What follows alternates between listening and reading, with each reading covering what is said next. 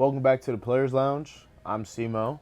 And I'm Jenna, and today we have two special guests with us. If you guys want to introduce yourselves a little. Kirby Connell. Cal Stark.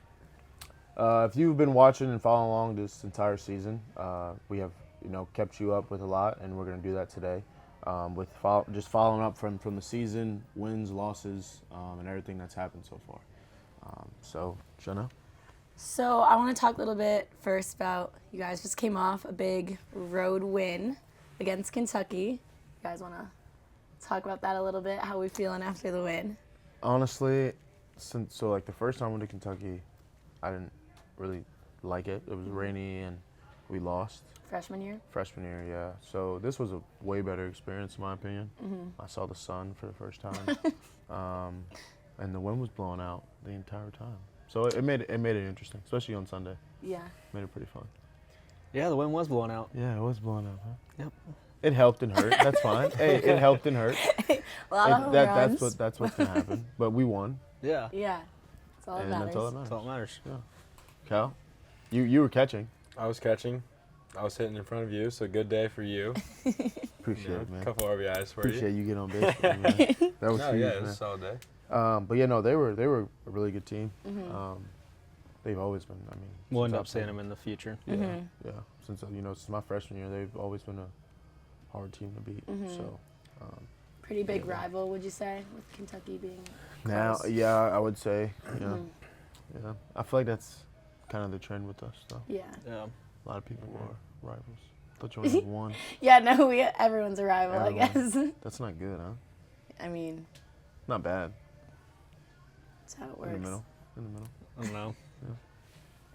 Okay, let's talk a little bit about Simo. You and Blake have been going back and forth, a little home run battle going on, and you've recently just broken the record. Now you're in the lead now. I'm in the lead right now. Yes. Yeah. So talk a little bit about that. How does it feel? It's pretty cool to kind of be going back and forth right now.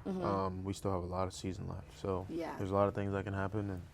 And in my opinion, I think we're just gonna keep going back and forth because he's gonna hit homers.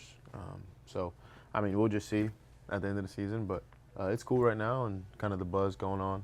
Yeah. But I don't know. We'll see what happens. Yeah. Do you guys ever? We joke about it. Yeah, Yeah, no, I we was joke gonna about say. it. We definitely, especially after Kentucky, we joked about it. But like I told him, I was like, dude, you probably hit 2 tomorrow, and we'll be back tied, and then you'll take the lead, and then whatever happens from there. So, Yeah. I mean, hopefully it keeps going back and forth because that means you guys are both just I know. hitting yeah. a lot of home I mean, runs. yeah. So. I mean, he's so strong, man. It's kind of just too easy for him. Sometimes, I'm not gonna lie. Just You flicks think? him out. Yeah, you can just flick him out. Yeah. You think it's too easy for him? No, literally. If you ever watched him in BP, just swing. So loose. Yeah, it's just phew, homer. It's nice. So when you hit it, do you immediately know if it's gonna be a home run? Not all the time. Sometimes you gamble though. Sometimes you hit it and you're like, okay, I'm gonna do this just in case. But if it's not, I better get. Yeah. What would happen if you hit it and then you think just it's make sure you get to second base. okay? If you don't get to second base, then you're probably getting pulled. Because what if you're just Mm. walking and then you're like, oh god, it didn't go over? You're literally probably getting pulled. Has it ever happened to you? No, no, you know. Have you ever seen that happen to someone? I've never, but didn't Rob do that one time? Rob, you weren't Rob there, did it Rob. at the JUCO World Series last year, but he got the second. So V kind of clowned him a little bit for it, but at the end of the day, it was fine because he got the second base. Yeah. Yeah. But he was definitely moving slowly. Yeah. Oh yeah. That's hilarious. I Yeah, feel you like I would can't- do that on You really accident. can't do that. You can't do that. So with the buzz going on with our new stadium and all the changes, we've broke some records. I don't know the number. Do y'all know the number? I have was no it idea. 6? It's like 6,550 something And then what did we have that weekend? total. Yeah, Like 21? 19. 19. Yeah, that's crazy. Not gonna lie. I don't think. We never had that before, obviously. So, what do y'all think about it? I mean, what was that? No. What series LSU. was it? LSU, LSU. And then what was Ole Miss? Ole Miss wasn't that much because of the rain on Friday night. Oh yeah, that's true. But I love the new stadium. It's so loud. That's one thing I didn't notice. It's way louder. yeah, Really? Yeah, because it feels like the fans are right on top of you a lot Really? more. yeah. I mean, before, you kind of had like some space down the lines, but now with everybody being as close as you yeah, can. like right there. Yeah. Do you think that ever gets like distracting, or do you think you like it better loud? No, it's Or definitely better. Better. It's I not like it. distracting for us because they don't like we're the home team Yeah. Yeah. Okay. The opposing team, it could get distracting because they Yeah. could just be chirping them. But Yeah. the entire time. Yeah. Entire time. At Kentucky, it was terrible. Yeah, They were no, chirping you actually- guys? Oh, yeah. Oh yeah. Let's talk about that a little bit. Chirping at Kentucky. Yeah. So for me, like I don't really hear much because I'm in the middle. But Mm-hmm. every once in a while, when I have to play like a shift and I'm like in right field a little bit, the fans down the line would say stuff, and they didn't really say much to me that weekend. Really. They did a little bit Why? Friday. I wonder why. yeah. They did. They really couldn't. They did a little bit Friday though. Okay. Yeah, but I struck What out. What did they say? Like. Do you I know struck any- out, and they were just like, "Number one, you literally suck. Like, Like, okay. literally, you're terrible." Some guy, he was very intoxicated. Very Perfect. intoxicated. Did you guys hear anything specific to like at Kentucky, or just like a lot of noise? The bullpen. Bullpen was terrible. Yeah. Really? It was very hostile. What'd they say? Who were they talking? It depends on who they were talking Oh, to. okay. But they do. They called Marcus Chase Birds Yeah. as soon as he stepped into the bullpen. Chase Birds. I was like, okay. And then I stood up on the mound. And I have a picture. Was that supposed to be offensive though?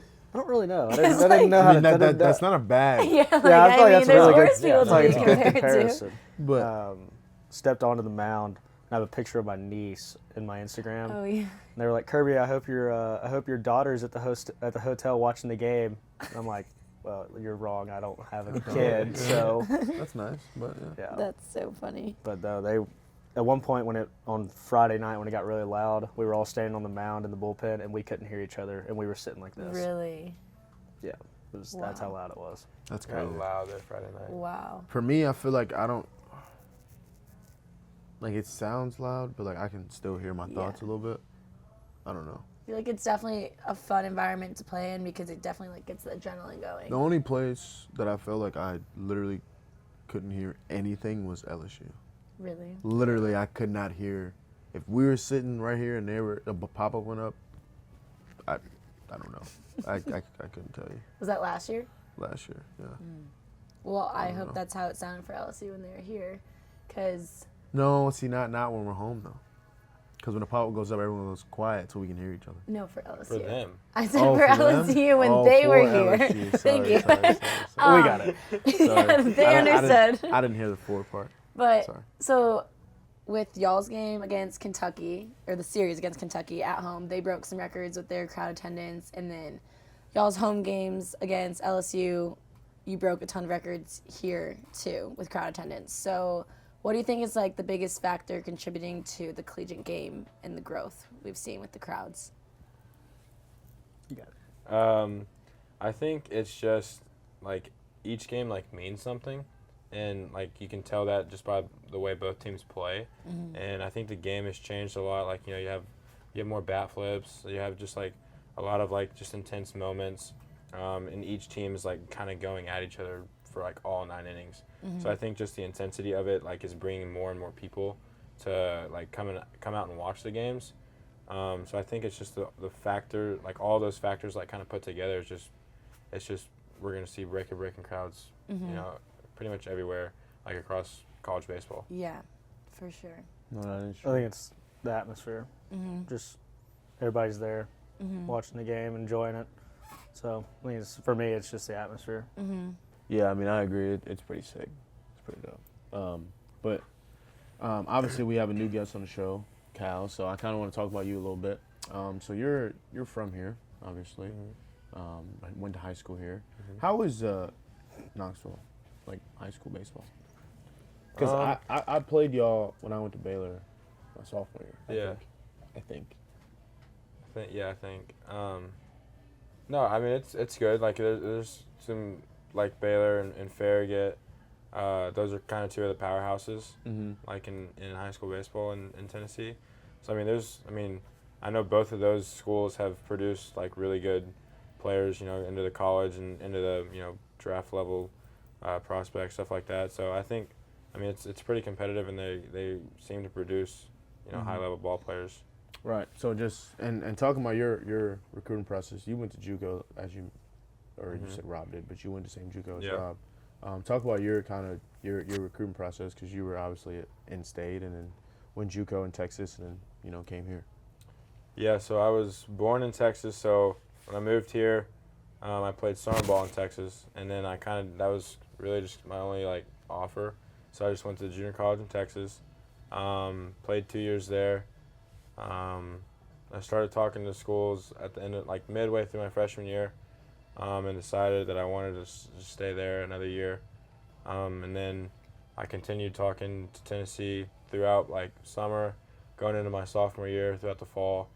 And then pretty early on in my sophomore season is when, me and V were talking a lot, and then, they offered me, and it pretty much was like if they had offered me, I'm going there no matter what. And so he offered me, and it actually was super late at night, he called me. And so it was Nice. super weird. And my parents were asleep because I was on Central Time, Eastern Time here. And so my parents were asleep, so I couldn't tell them until the next day that, it happened. And so I called them the next morning, as soon as I woke up. My dad, he's a school teacher, so I called him, and he answers yo, are you okay? And I was like, yeah, listen to this. And probably an hour after that, I called V back. I was like, yo, I'm gonna commit. So That's awesome. Nice. yeah, Nice. So you love orange. Yeah. yeah, Yeah. yeah, Yeah. yeah. I love orange. Clip that for me. Clip that for me. Thank you. So, being a catcher, obviously, I feel like catchers are one of the smartest, or if not the smartest person on the field. So, let's kind of dive into that a little bit. Why are you a catcher, and why do you do it? Because I'm sorry, I couldn't do it. Yeah, so it actually started first year at kid pitch. I was probably 6 or 7 years old maybe. Nobody else on the team wanted to catch, and my dad was the coach. He was like, "You're gonna catch. We don't have anybody else that wants to do it." I was like, "All right, fine. Give me some gear." And pretty much ever since then, I'd been a catcher. I played other positions growing up, but the one I loved the most was always catcher. So going into high school, it was between either being a catcher or being a pitcher. My dad made me pick, and I was like, catcher, no doubt. So kind of the rest is history from there. Nice. So, to a young catcher, what would you tell him? Really just, you can't be scared of the ball. It's not going to hurt as bad as you think. Yep, that's my problem right there. That's why I stopped. Right. Yep. Yeah, don't be scared of the ball. Yeah, that's one thing. Be ready for foul balls. Yeah. Foul tips. Yep. Yeah, I feel like that's about it. Pretty much. Be ready for bruises. Catch the ball. Yeah. I feel Catch like the ball. that I would feel be a like big if you're one. catching, you already can catch the ball. Yeah. You know what I'm saying? Got to make sure that For the most happens, part. though. For the most Sometimes, part. brother. No? Okay. No? You don't think so? I've had a lot of experience with catchers who can't catch the ball. Not now, but no. I was saying Long ago. In my past, I've had a lot of catchers that couldn't do what they're supposed to do, catch. That may be a shot at somebody, but No shot at all. it's okay. So we've discussed social media a little bit on here before, and then now we've talked a lot about the buzz around the game and it growing and all of that. So with it growing comes more stuff on social media at all times. So how do you guys think you kind of stay grounded, stay in real time, not pay attention too much to what's all over social media about you guys? Just don't go on it. Try to stay off of it as Yeah. much as possible. Yeah. Facts. Yeah, is that I what you mean, do? you really especially don't on, have time anyway. Especially on game days. Yeah. Or say if we lose, try not to get don't on it go. at all because I know there's people Especially, out there. just don't go on Twitter.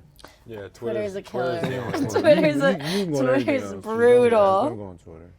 Twitter's the main one. Twitter's a no-go, And then for sure. with that, obviously kids are all on social media, watching you guys, watching other players, and they see all the highlights at all times, and then also mistakes. What advice would you have to kids on social media and where to go with their development from there? Well, first things first, I would just say keep it clean. Right? Just don't do anything on there that you won't want your mom to see. So Yeah. Because you can always go back and find yeah, it. you can always go back Yeah. and find it. That digital footprint. But also That was a just- good one, Stu. yeah, but just use it as a platform, you know.